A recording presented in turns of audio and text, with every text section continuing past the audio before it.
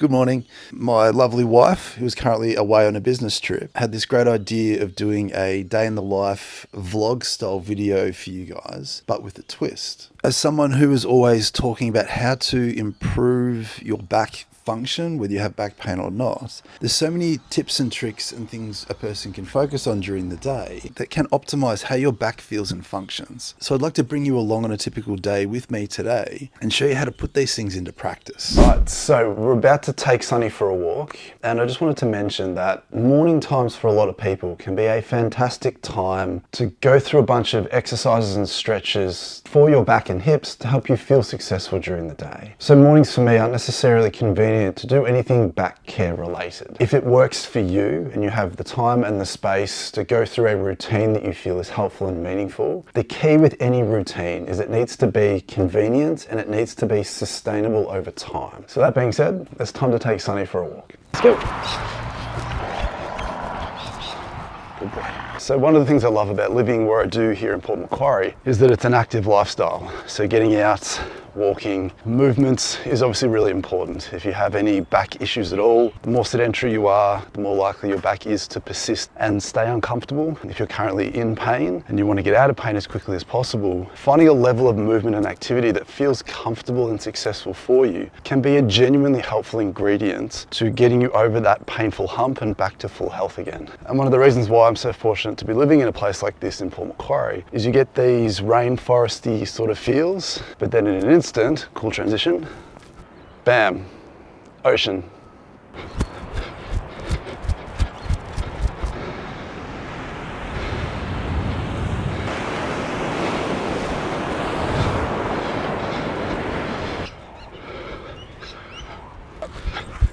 Good boy.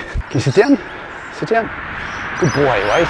Let's go, let's go. Good boy, this way, come on. Good boy. Can't forget the camera. All right, so we've just taken Sunny for a walk/run, and now it's time to get myself ready for work and my son ready for school. Transition. Ready to go to school? Yeah. Okay, let's go. So we are currently driving young Maverick to school.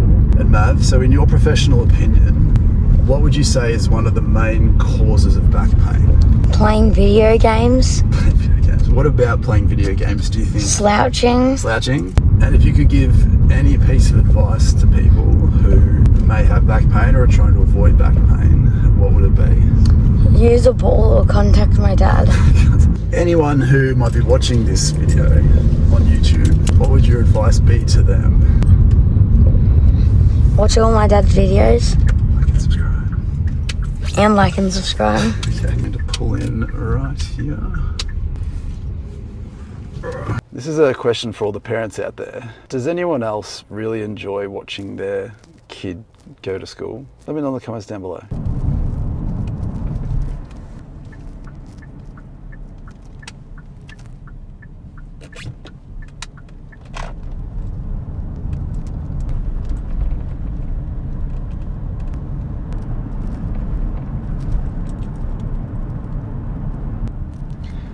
Camels. So I've just dropped Mab off to school and I'm about to head into work. So now might be a great time to talk about how to optimize your car to give yourself the best chance of optimizing your spinal health and function. And as we'll get to when I get to work and we talk about how to optimize your work environments, we want to make sure that we base everything around that concept of what an ideal position and shape feels like to you. That shape gives us a very strong reference point of how we need to set up your car environment to optimize the health and function of your spine. And one of the very simple tools that you might need to use while you're in the car is something as simple as a rolled up towel. You can slide that towel into your lower back to create a little bit of a lordosis in your lower back to allow you to be in that more upright shape more consistently. Ideally, the back of the seat may need to be more vertical as opposed to being all the way back, because again, that may ask you to slouch and hinge through your back just to get to the steering wheel. If you're up nice and tall and shoulders back, the steering wheel should fit nicely into your hands. If your car seat is too far back and you're reaching, again, that may encourage you to slouch through your shoulders, sink through your lower back to get to this position. And the other little hack that you can employ is that when you are up nice and tall and you look to your side mirror, we want to adjust that so it fits this up tall position. If we do start to slouch and sink down as we're driving, and you can no longer see out the rear vision mirror anymore, that's a dead giveaway that you may have lost that really good up tall position that may help optimize your spinal function. So now that you've got your lumbar roll in place and the ergonomics of your car seat optimized, it's time to get to work. If you are someone that is dealing with the effects of back pain or back stiffness or any type of back dysfunction, sometimes it can be really hard to appreciate what it is about your day-to-day life that may be contributing to that or even perpetuating that dysfunction. And for me, what I find clinically is that because sitting has such a big role to play in our day-to-day lives, the moments that we do sit throughout the day is something that we do need to analyze for clues as to what might be causing that dysfunction. At the end of the day, a driving position isn't a natural or normal or advantageous position for the body to be into for too long throughout the day. So ideally we want to optimize it while we're here, but we do want to try and reduce the amount of time spent in a shape like this if we can avoid it. But if we can't avoid it, then obviously what we need to try and do is we need to try and buffer that by doing other things throughout the day that either undo some of the tightnesses and the stiffnesses that driving may give us, or just try and be that little bit more active to counteract the sedentary nature of something like driving. Apologies for the sun.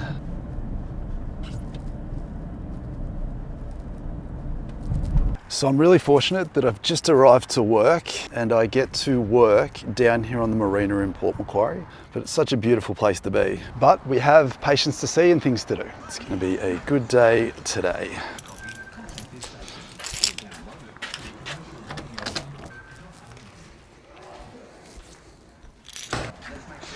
Can't forget the camera. All right, we made it. Now, thankfully, patients don't start rolling in until 11 today. So that gives us about an hour to discuss all things back pain in a work environment.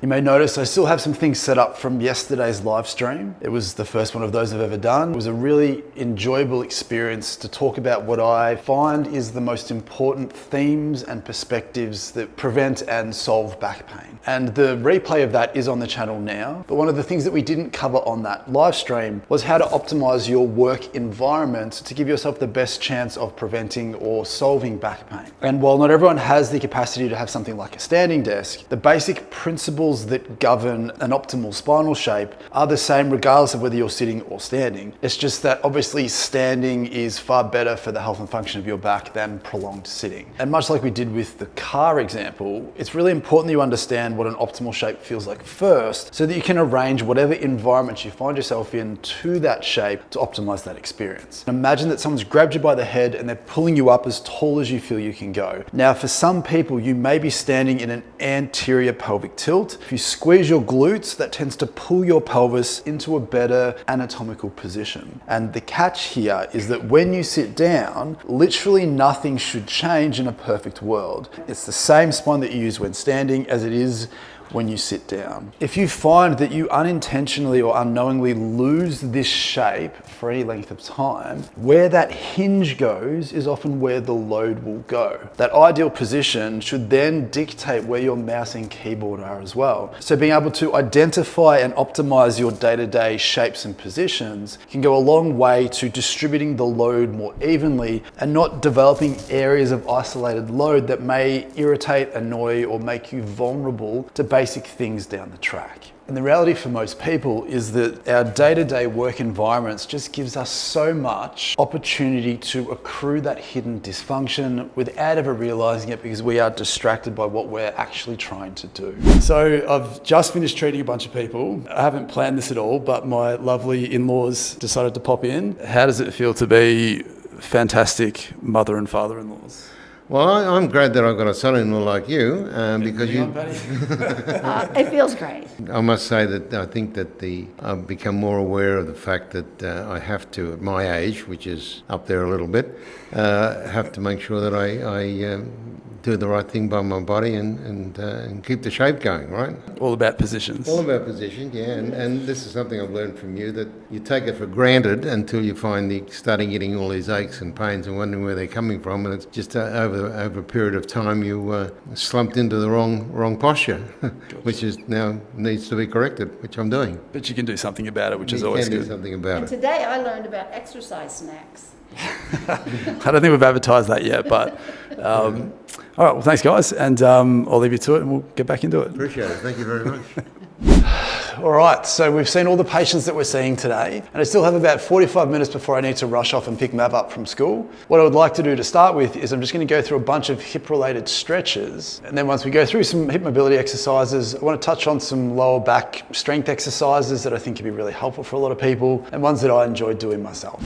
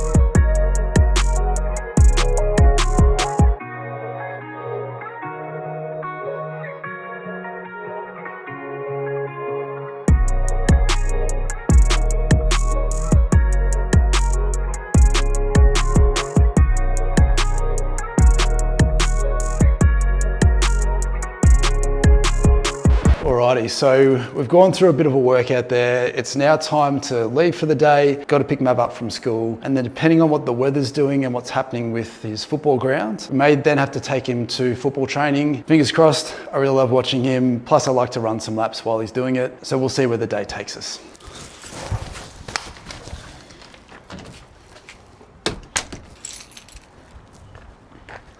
Can't forget that camera again. How good's that? So pumped that it's not raining at the moment. All right, this is me. I'm coming for you, Mav. I'm so lucky to have the job that I have. Being a physiotherapist really sort of fits my brain really well. I just feel like it's the thing that I'm meant to be doing with my time. Being able to do my own thing, I'm just very fortunate that I can take the time that I feel I need with each person to try and find what their issues are and help them resolve them. Yes, that.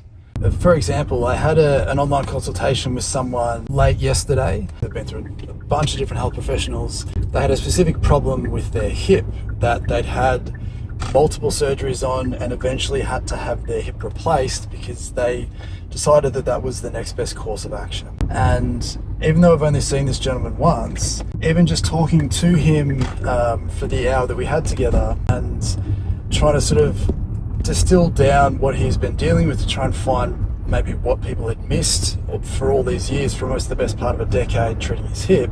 What we sort of uncovered was that there's a decent chance that the majority of his symptoms had actually come from his lower back. Encouragingly with this gentleman, despite all of his best efforts, despite all the money and time he's invested into his hip, none of that seemed to have shifted the pain that he was having in his hip.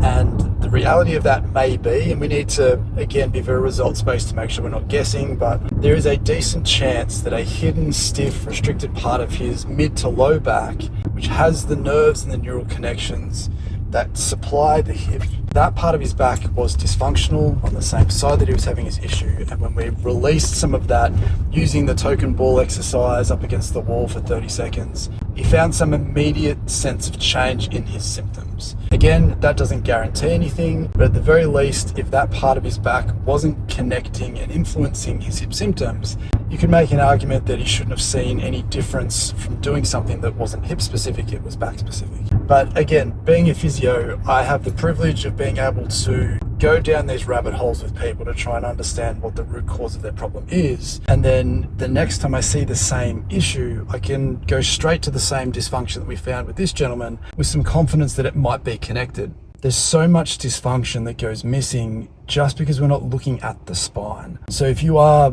dealing with anything that isn't just back pain related, but you have tight hamstrings, you have knee pain, you have Achilles issues, plantar fasciitis, if you have knee tendonitis, and even in the top half, if you're dealing with like thumb tendonitis, RSI, tennis elbow, golfer's elbow, impingements, bursitis, whatever it may be, if you aren't checking out the corresponding levels of your spine, you could be missing the genuine foundation that gives that dysfunction meaning. All right, so I've just picked up the little man from school. We've run some errands. He's got a sleepover tonight for a birthday, and we have about 15 minutes before we need to head off again for his AFL football training. So I'm going to use the next 15 minutes just to relax. For me, I prefer to lie down rather than sit. Get rid of this pillow because it's not good. Pull this one down so it feels a bit more flat. I'll recharge for a second and then we'll get going for the next phase of our day.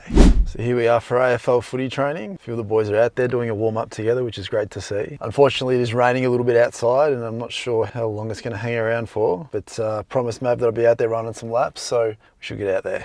So before setting off for a jog, because this is essentially a day in the life of someone who is thinking about their back function and back health, it's a great time to bring in all the things that we've spoken about in terms of how your spine functions and how the rest of your body functions as well. This idea that your injury or pain starts when it starts doesn't have the necessary perspective to understand why things are there in the first place. And what's really cool about understanding how your spine functions, but more importantly, how you load up your spine during the day, whether it's how you are sitting when you're driving to work or to school, or how you sit at your desk, there may be a legacy that follows you from your more stationary, sedentary moments into your more athletic moments. So taking time to go for a run and run some laps while my son and his mates are out there kicking a footy for AFL, in a way is a great chance to get to know how your body's functioning based on what you've done with it that day. So it's just important to understand that when you are being athletic, if you do notice any aches, pains, issues or dysfunctions that aren't back related but related to the lower half of your body, then that may have something to do with how your back is functioning, whether it feels sore or not. So with that in mind,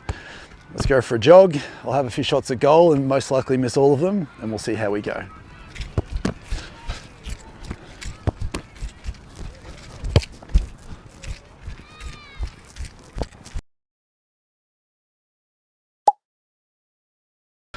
Got to take my keys out of my pocket. Too much rattling.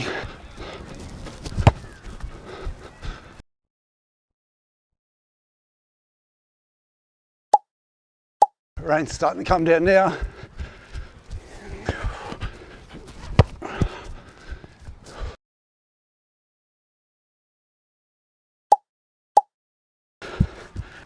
Alrighty, so the really cool thing about that, typically when I run, I might feel some form of tightness through my hip flexors just through day-to-day living, because I spent a ton of time today stretching out those hip flexors, stretching out my hips in general. I felt as loose as anything running, my back felt great. So we're about halfway through footy training. I'm gonna close up here, I'll wait till Matt's finished, ship him off to his mates for a sleepover, and then as I said, my AFL team Hawthorn's playing in a game tonight on the TV. So I'll relax, take it easy, and do a little bit of soft tissue work and down regulatory stuff to help sort of wipe clean what's happened during the day, but also set me up to have a great sleep tonight.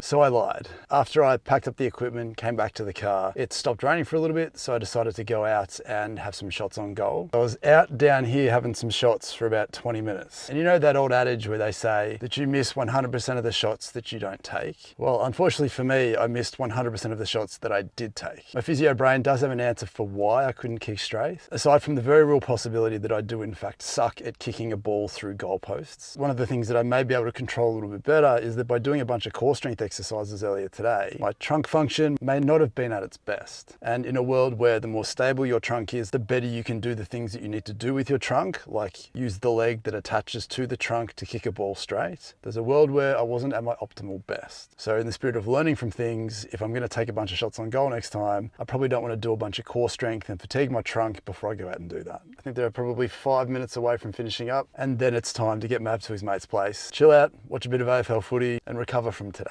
So I just got back from dropping my son off to his mate's place, and as it stands, we have about an hour until the game of footy starts. This guy unfortunately has been neglected all day. He's been home by himself, and it's raining outside at the moment, so I can't really take him for a walk. There's one thing that he loves to do every night that'll hopefully tire him out so that I can relax a little bit, and we'll see how this goes.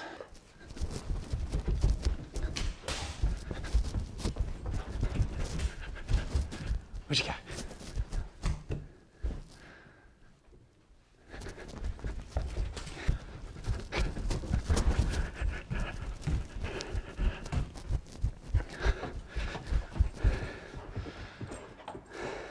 And so on and so forth.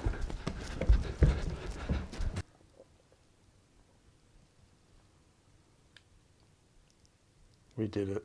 Let's chuck the footy on and get to some soft tissue work.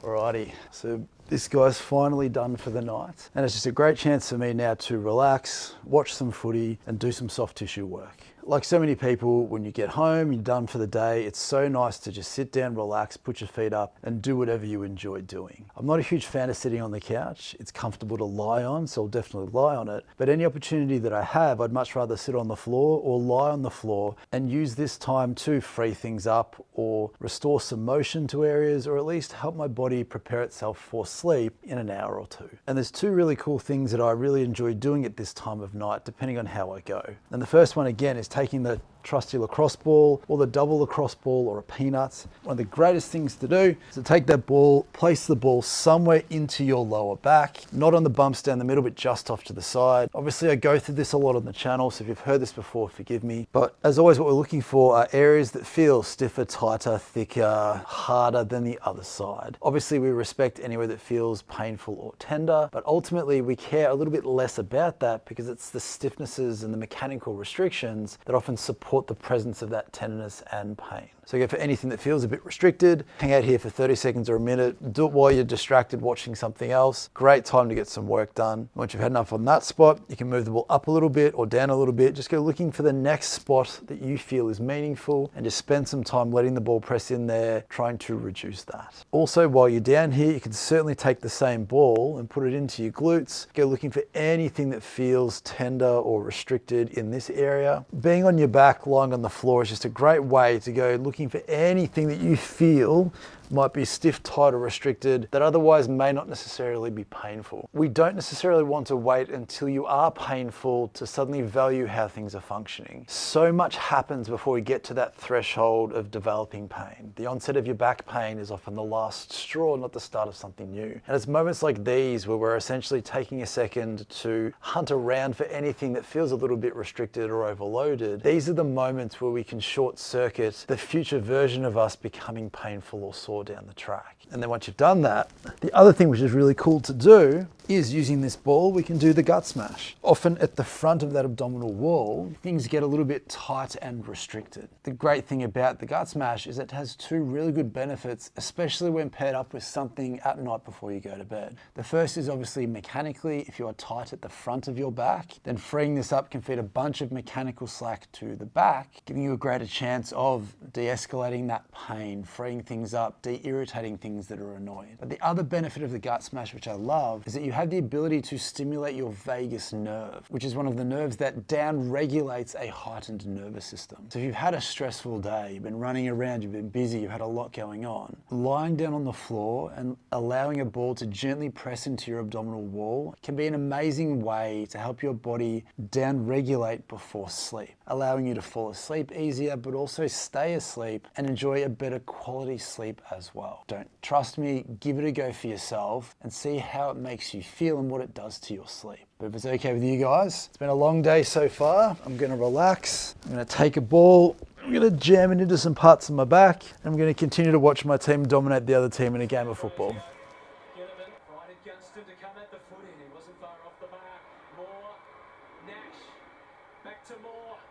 Back to Watson.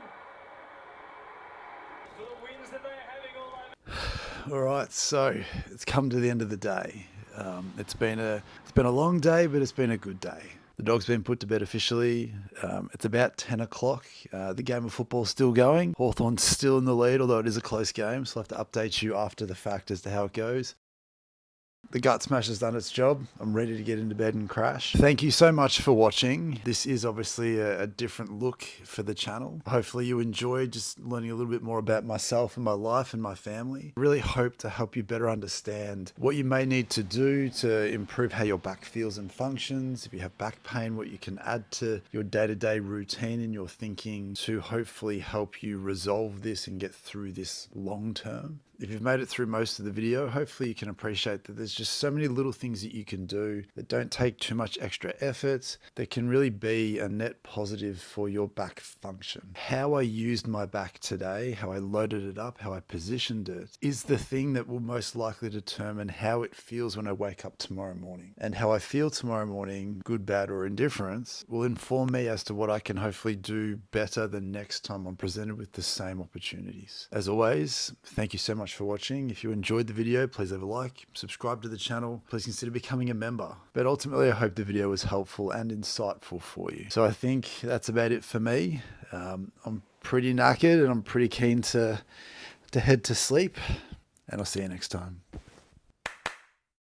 Sorry, I don't have a clap light. I have to turn the light off myself, but I'll see you later. Bye.